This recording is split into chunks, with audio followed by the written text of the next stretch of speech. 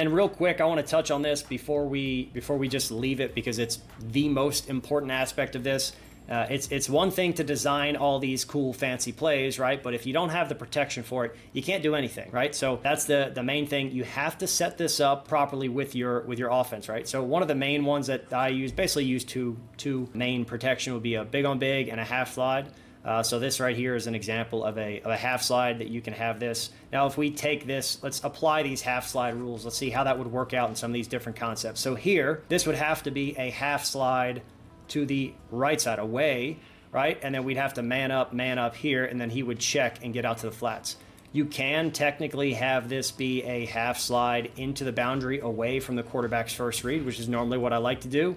But then your running back would probably start on this side and quickly check and get over to the flats. They can't hang out too much in the middle here, okay? Otherwise, it's going to create problems. So just make sure that you're aware of the positives and negatives to setting these things up. Here, this would be a situation where you'd have to slide here, okay, again, towards the quarterback's first read. We check opposite, we get to our check down path here. So this is just how you need to think about it. It's never just the passing concept. If you cannot logically explain the pass protections that go along with it, you're not going to have success with it.